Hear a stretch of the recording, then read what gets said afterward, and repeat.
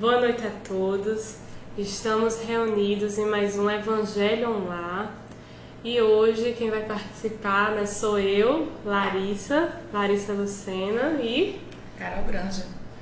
Nós duas estudamos no Núcleo de Estudo e Pesquisa do Evangelho, trabalhamos juntas também na evangelização espírita infantil e vamos hoje comentar mais uma passagem do Evangelho segundo o Espiritismo.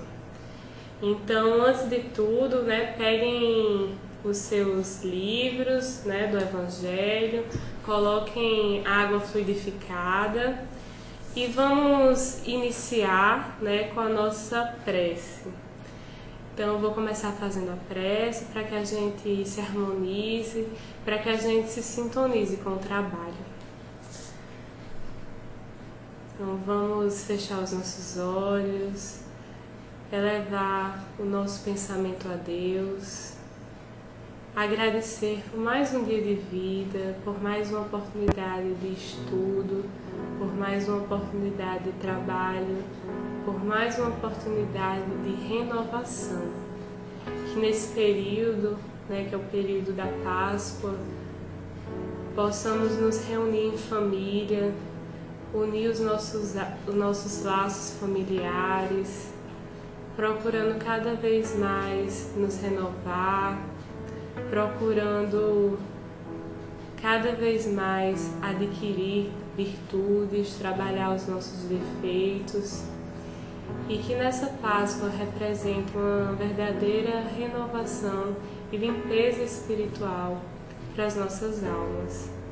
Que nesse Evangelho possamos assimilar a sua mensagem, o seu conteúdo para as nossas vidas. Abençoa, Senhor, nossas intenções, nossa vontade de sermos melhores. Obrigada por tudo e protege os nossos irmãos de humanidade que estão precisando do Teu amor, que estão precisando do nosso amparo e do nosso socorro. Que assim seja. Que assim seja. Então, vamos iniciar abrindo o nosso Evangelho no capítulo 5. Os itens serão os itens 4 e 5. O capítulo 5 é Bem-aventurados os aflitos. E o item 4 e 5 é com relação às causas atuais das aflições. É um texto de Allan Kardec. Então, vamos iniciar o nosso Evangelho lendo o item 4. Carol, você poderia ler? Claro. Causas atuais das aflições. De duas espécies são as vicissitudes da vida, ou, se o preferirem, promanam de duas fontes bem diferentes que importa distinguir. Umas têm sua causa na vida presente, outras fora desta vida. Remontando-se à origem dos males terrestres, reconhecerá que muitos são consequência natural do caráter e do proceder dos que os suportam. Quantos homens caem por sua própria culpa? Quantos são vítimas de sua imprevidência, de seu orgulho e de sua ambição? Quantos se arruinam por falta de ordem, de perseverança, pelo mau proceder, ou por não terem sabido limitar seus desejos? Quantas uniões desgraçadas, porque resultam de um cálculo de interesse ou de vaidade, e nas quais o coração não tomou parte alguma? Quantas dissensões e funestas disputas se teriam evitado com um pouco de moderação e menos suscetibilidade? Quantas doenças e enfermidades decorrem da intemperança e dos excessos de todo gênero? Quantos pais são infelizes com seus filhos, porque não lhe combateram desde o princípio as más tendências? Por fraqueza ou indiferença, deixaram que nele se desenvolvesse os germes do orgulho, do egoísmo e da tola vaidade, que produzem a secura do coração. Depois, mais tarde, quando colhem o que semearam, admiram-se e se afligem da falta de deferência com que são tratados e da ingratidão deles. Interroguem friamente suas consciências todos os que são feridos no coração pelas vicissitudes e decepções da vida. Remontem passo a passo a origem dos males que os torturam e verifiquem se as mais das vezes não poderão dizer: se eu houvesse feito ou deixado de fazer tal coisa, não estaria em semelhante condição. A quem então há de o homem responsabilizar por todas essas aflições, senão a si mesmo? O homem, pois, em grande número de casos, é o causador de seus próprios infortúnios, mas, em vez de reconhecê-lo, acha mais simples, menos humilhante para sua vaidade acusar a sorte, a providência, a má fortuna, a má estrela, ao passo que a má estrela é apenas a sua incúria. Os males dessa natureza fornecem, indubitavelmente, um notável contingente ao cômputo das vicissitudes da vida. O homem as evitará quando trabalhar por se melhorar moralmente, tanto quanto intelectualmente. Bom, então eu achei esse tema muito importante para todo mundo. Eu tenho certeza que qualquer pessoa que leia se identifica com isso. E acho que a primeira coisa que a gente tem que refletir é o título do capítulo: Bem-aventurados os aflitos. O que é que Jesus quis dizer com bem-aventurados os aflitos e o que esse tema tem a ver com a mensagem. Bem-aventurados os aflitos, Jesus quis dizer que felizes são aqueles que passam, pela provação, pela aflição, mas que sabem retirar dessas provas ensinamentos para suas vidas, que sabem desenvolver a resignação, a fé em Deus, a paciência. Então, bem-aventurados são eles porque eles estão conseguindo aproveitar essas provas para a sua melhoria. Mas, então, é um convite à resignação, é um convite à paciência. Jesus, ele não está nos convidando ao sofrimento, a aumentar as nossas dificuldades, a aumentar as nossas provas. Muito pelo contrário, nós temos que cada vez mais procurar nos analisar interiormente para evitar essas dores sem necessidade. Então, não é um convite à aflição, é um convite à resignação. É a primeira coisa que a gente tem que refletir nesse capítulo. E vamos ver, que todo esse item fala das aflições que a gente causa, a gente mesmo provoca. E essa segundo parágrafo, remontando-se à origem dos males terrestres, reconhecer-se-á que muitos são consequência natural do caráter e do proceder dos que o suportam. Então, muitas coisas que acontecem na nossa vida, muitas provas, se a gente parar para pensar, se a gente parar para refletir, é a gente mesmo que causa. Eu achei muito interessante uma história que você contou sobre a paciência. O convite, que a vida... O pagamento do carro? Sim. Que a vida estava fazendo para você como um convite à paciência. Você poderia contar? Sim, que a gente, como a Laísa falou no começo, nós fazemos parte de um núcleo de estudo espírita do Evangelho, e certa vez eu contei uma situação pessoal de que toda vez que chegava o dia de pagar o carro acontecia alguma coisa e eu não conseguia fazer esse pagamento de jeito nenhum. E o banco fechava, o banco entrou em greve e deu erro na leitura da máquina e tudo acontecia. Eu tive que imprimir uma segunda via, numa impressora em casa. E aí a leitura óptica, a máquina não conseguia captar, enfim. Isso gerou, assim, alguma aflição durante alguns dias, porque ia se aproximando do vencimento, depois passou do vencimento, depois eu só poderia pagar no banco específico e tal. E aí, depois de muitas vezes situações que não foram só essa, outras aconteceram, assim, parecidas, eu consegui refletir que, na verdade, era um convite à paciência. Não adiantava, me irritar, eram pequenas coisas, claro que não são coisas graves, mas que no dia a dia, que já tem o trabalho, a correria, o trânsito, quando junta com essas outras coisas, a gente se desarmoniza muitas vezes, né? E eu passei a ter tentei pelo menos ter um pouco mais de paciência, e até friso, né? Que o boleto, assim, eu ainda demorei para conseguir pagar depois disso, mas pelo menos dessa vez eu já estava mais tranquila, né? Porque a proposta do Cristo não é que a gente siga os seus ensinamentos para não ter sofrimentos, porque eles são inerentes à condição humana, né? Isso. A situação que a gente vivencia no globo. Então não é porque a gente é cristão ou frequenta tal religião ou outra que a gente não vai ter problema, né? Os problemas vão continuar existindo. Só que talvez a gente consiga passar por eles com mais tranquilidade, com mais serenidade, com mais paciência. Ou se a gente não conseguir exercitar a paciência, lá na frente a gente vai conseguir refletir, né? Ei, mas faltou a paciência aqui, e vai ser mais fácil se remendar no caminho, né? Exatamente. Quando a gente passa a refletir sobre nossos atos e ver, se eu fosse mais caridoso nessa situação, se eu tivesse sido mais paciente, quantas aflições que a gente evitaria, né? Quantos transtornos, quantas dificuldades. Então, vamos prosseguir. Nesse sentido, você falou, Larissa, que esse capítulo é um convite à resignação, né?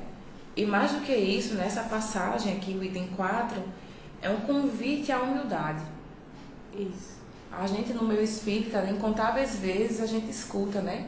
Mas isso aí é um karma. Mas isso aí é de uma vida passada, né? Quando muitas vezes não se trata de uma questão de vida passada. Só que por que a gente prefere achar que foi vida passada? É para dizer que a culpa é do outro, ou que a culpa é de outra circunstância, ou que a culpa era até nossa, mas num outro contexto que não agora, né? Para não querer se colocar como responsável pela situação. Sendo que o primeiro passo para a mudança é a consciência. É a pessoa conseguir se enxergar, né? Se olhar de frente para o espelho e enxergar onde é que está a sua dificuldade íntima para passar a trabalhar essa dificuldade. Então vamos memorizando, né? Esse capítulo, ele é um convite à humildade, é um convite à reforma íntima. Então vamos lembrando, né, desses ensinamentos para a gente procurar trabalhar, né, durante a semana. Outro ponto que eu gostaria de comentar é que ele diz assim: quantas doenças e enfermidades decorrem da intemperança e dos excessos de todo gênero.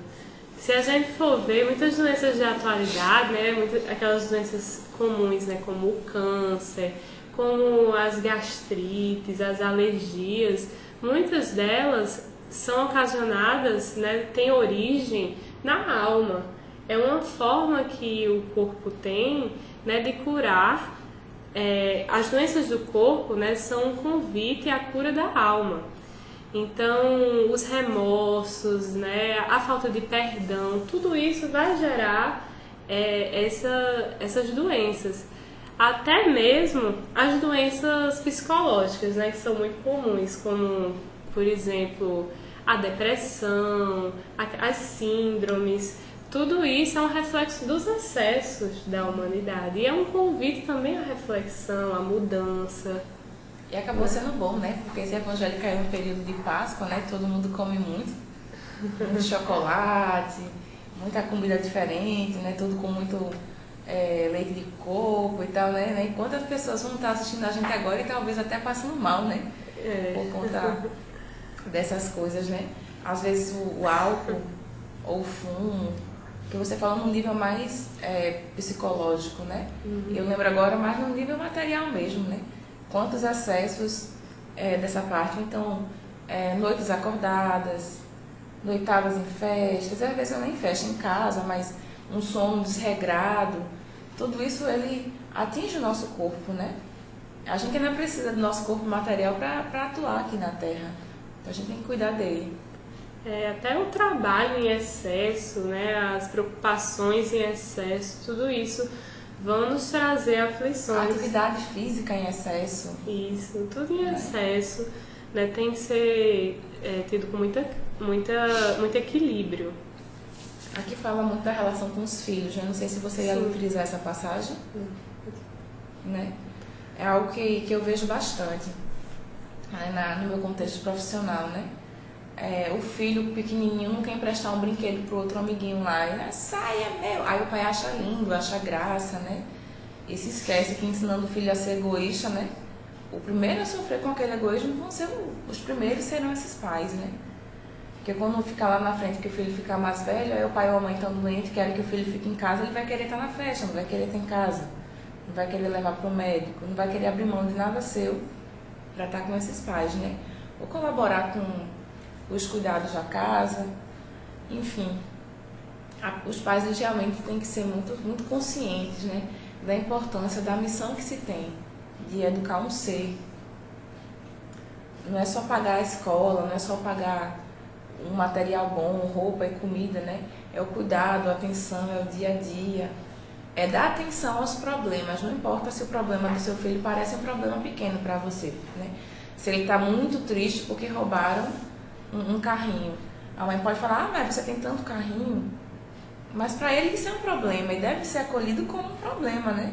Tem que ouvir, tem que conversar, dar atenção, esclarecer que perdoe esse amigo que roubou esse carrinho porque ele ainda não era orientado nesse sentido, mas que vocês poderão, quem sabe, comprar outro carrinho depois, enfim. É uma construção, né? Para que na vida adulta os filhos tragam de volta aos pais o que eles construíram, né? Exatamente. Ao longo da vida. Então os pais eles têm que ter muita maturidade para desde criança, né, ir tentando instruir, educar o filho, tentando compartilhar com o filho experiências, não só presentes, porque o que a gente vê hoje é uma relação muito distante entre pai e filho. Então é plantar agora para colher depois. Aí chega na velhice, né? Os pais estão abandonados e querem dizer que é um problema kármico. Ah, eu acho que meu filho é um karma. Será que foi? Pois Cabe é. a reflexão, né? Exatamente. Muito importante. O próximo parágrafo, né, eu achei muito interessante, porque eu mesma já fiz isso comigo, né? Interroguem friamente suas consciências, todos os que são feridos no coração pelas vicissitudes e decepções da vida. Remontem passo a passo a origem dos males que os torturam e verifiquem se as mais vezes não poderão dizer: se eu houvesse feito ou deixado de fazer tal coisa, não estaria em semelhante condição. Então é importante a gente se perguntar, refletir: será que se eu não tivesse agido de forma diferente, né, eu não estaria numa condição melhor? E é interessante a pedagogia divina, que mesmo quando a gente erra, né, quando a gente segue por um mau caminho, esses sofrimentos eles servem para nos alertar, para nos chamar, para nos fazer aprender. Porque os sofrimentos também são um caminho para a felicidade, né? Eu acho muito interessante a pedagogia divina. O que é que você acha? Fantástico, né? Tudo na criação é sábio. Cada vez que a gente estuda mais, se encanta um pouco mais, né? Aqui na sua leitura eu vinha refletindo sobre um texto que eu vi na internet, porque no YouTube tem muito conteúdo assim, não tão interessante, mas tinha muita coisa bacana também, né? E uma das vezes eu estava assistindo perguntas e respostas eu tenho a impressão que foi com o Divaldo. Eu nunca sei se foi mesmo, então estou até devendo essa resposta. Que uma pessoa em casa mandou uma pergunta para o programa dizendo que os filhos não se davam bem de jeito nenhum, mas que arengavam o tempo todo e a mãe já não sabia mais o que fazer e perguntava: seria um problema kármico? E aí veio a resposta assim muito sábia, né? Bom, se eles eram ou não inimigos no passado, isso não tem a menor importância. O que é fato é que eles têm uma reforma íntima urgente para ser feita nesse momento. Porque o motivo das intrigas aí não é a história pregressa, né? É o orgulho, é o egoísmo, é a falta de caridade. E talvez até a gente não tenha essa informação, né? Mas uma má condução nessa criação. Às vezes os pais falam mal de um filho para o outro, causam algumas intrigas e depois os filhos brigam entre si como consequência dessa má condução na educação que foi feita, né? Então, para todo problema, qualquer um que a gente passa na vida, não importa se ele aconteceu como resultado de uma vida anterior a essa ou não, porque somos seres de múltiplas reencarnações, né? Para a nossa evolução. Se nós estamos sofrendo hoje, é porque hoje nós temos alguma falha moral a ser resolvida. E esse pensamento nos ajuda muito, nos coloca como protagonista da nossa existência, né? Isso. Porque se eu não sou culpado, logo não tenho o que fazer. Engraçado, eu pensei nisso também, né? Nós somos os autores da nossa própria história. Nós temos o poder, né, de reconhecer, né, o que é que está errado, a causa das nossas dificuldades, dos nossos problemas, e temos o poder, né, de reverter isso. Nós podemos fazer essa reforma, essa análise a partir do nosso autoconhecimento, né? Achei interessante, muito importante essa reflexão para a noite de hoje. Carol, você tem mais algum comentário a respeito desse item? Acho que a gente pode passar para o próximo, né? Vamos. O próximo item é o item 5. A lei humana atinge certas faltas e as pune. Pode então o condenado reconhecer que sofre a consequência do que fez, mas a lei não atinge nem pode atingir todas as faltas. Incide especialmente sobre as que trazem prejuízo à sociedade e não sobre as que só prejudicam os que as cometem. Deus, porém, quer que todas as suas criaturas progridam e, portanto, não deixe impune qualquer desvio do caminho reto.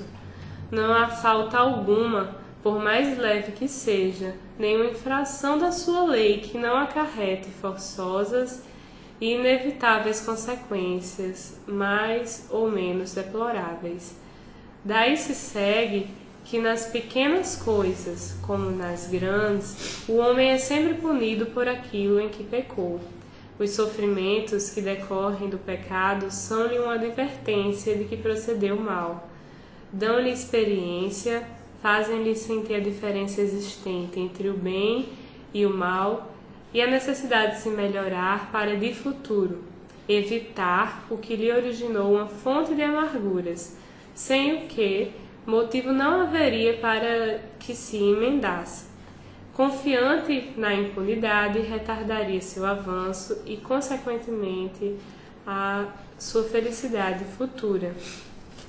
Entretanto, a experiência algumas vezes chega um pouco tarde, quando a vida já foi desperdiçada e turbada, quando as forças já estão gastas e sem remédio o mal. Põe-se então o homem a dizer: se no começo dos meus dias eu soubera o que sei hoje, quantos passos em falso teria evitado? Se eu houvesse de recomeçar, conduzir-me-ia de outra maneira. No entanto, já não há mais tempo. Como o obreiro preguiçoso que diz, perdi o meu dia, também ele diz, perdi a minha vida.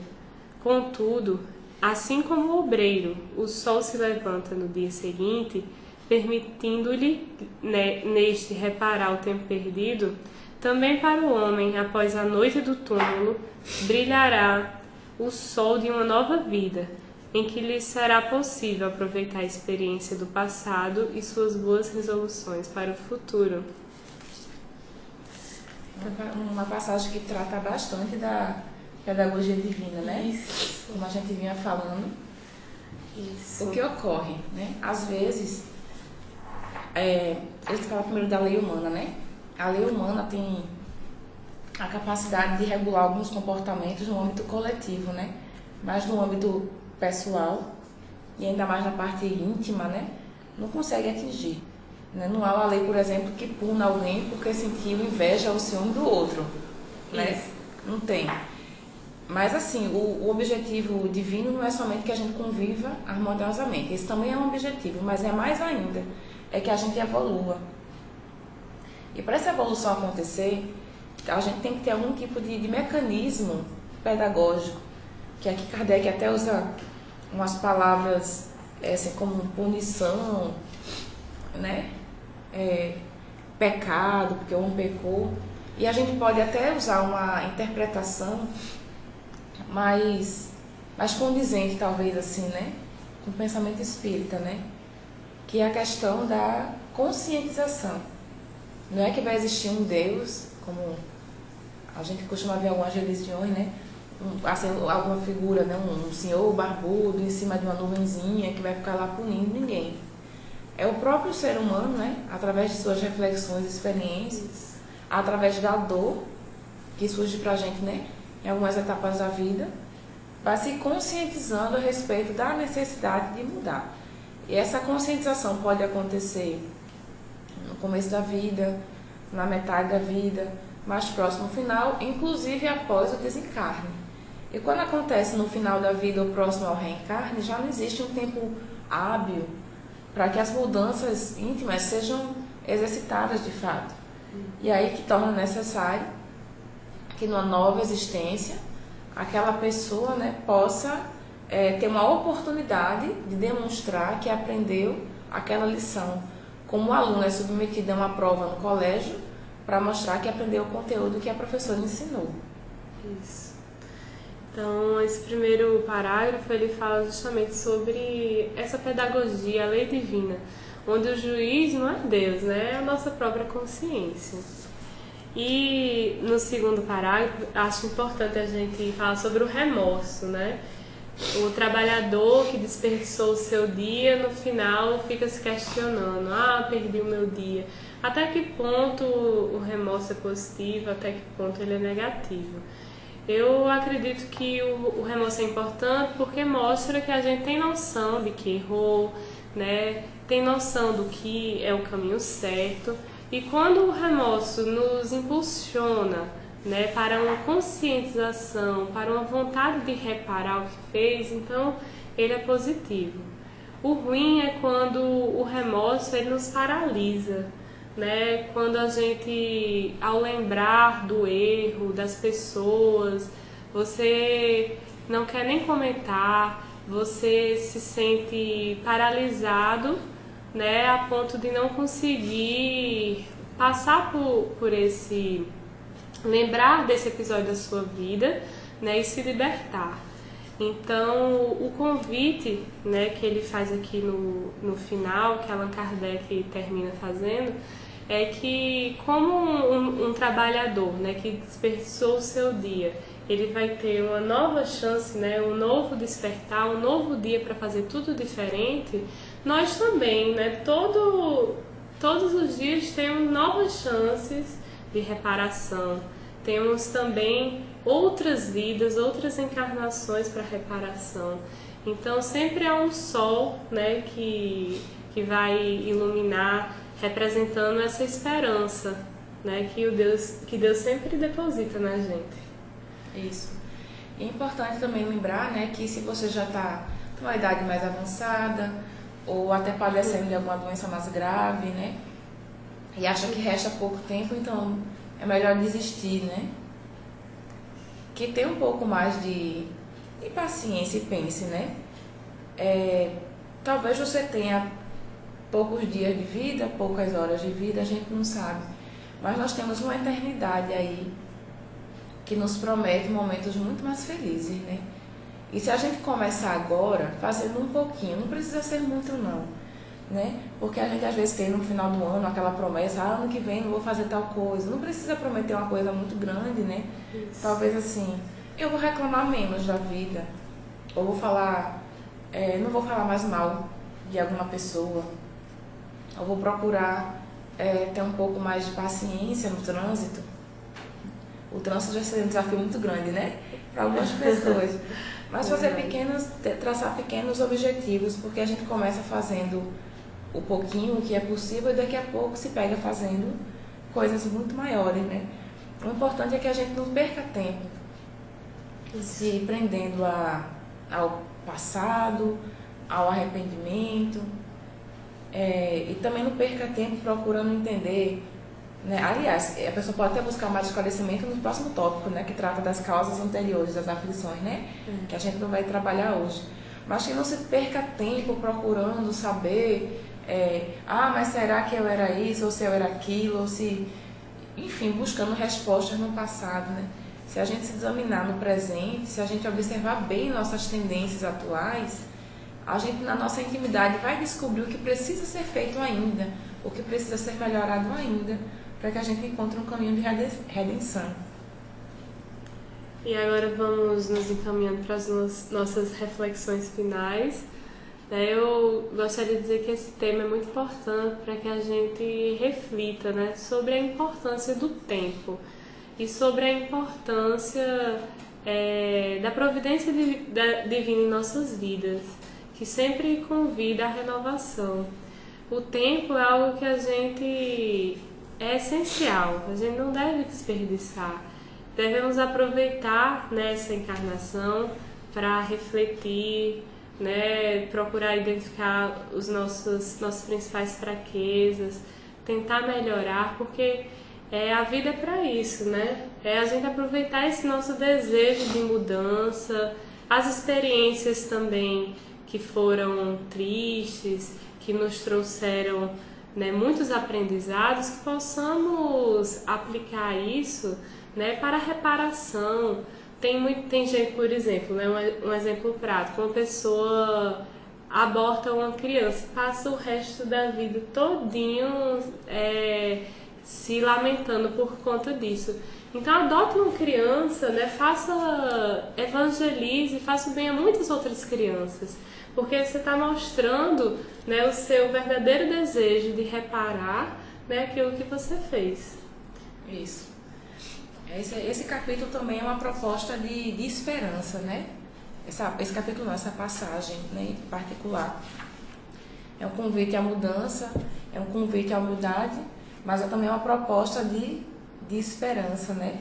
Que nos coloca numa posição de autores da nossa vida, como as pessoas que podem realmente modificar alguma coisa, né? Então, vale a reflexão das dificuldades que você enfrenta hoje. Quais são aquelas que você realmente pode trabalhar para que elas não te incomodem mais? Às vezes é uma dívida, é um cheque especial estourado, às vezes é uma coisa e outra. Será que você precisa realmente desse tanto de dinheiro? Precisa tanto de alguns tipos de confortos materiais? Será que não dá para mudar o estilo de vida? Se são as doenças, né? Como é que anda a tua vida para estar causando tanta doença, né? É uma proposta de reflexão, num momento muito propício, aliás, né? De Páscoa, né? Uma época que sempre nos convida ao renascimento, à renovação. Então reflita, porque é possível. Você tem nas suas mãos uma obra maravilhosa, um roteiro do bom proceder, e é só desejar que a mudança aconteça. Então, vamos encerrar agora o nosso Evangelho, que possamos refletir, né, sobre essas valiosas lições, né, de um roteiro infalível para a felicidade. E vou pedir a Carol para fazer a prece de encerramento. Senhor Jesus, espiritualidade amiga de auxílio, nos sentimos muito felizes na leitura de hoje, porque compreendemos, Senhor, que aqui temos uma chave para a superação das dificuldades que encontramos aqui na Terra. Que possamos, com esse roteiro sagrado, encontrar, Senhor, as respostas para os nossos anseios. Possamos encontrar o bálsamo para os nossos corações aflitos e a força necessária para cumprirmos a nossa missão segundo a Tua vontade. Ampara as nossas famílias, os nossos amigos. Traz a Tua luz para o nosso país, o nosso povo, no momento de dificuldade, Senhor, mas também de muito chamamento à esperança e à renovação.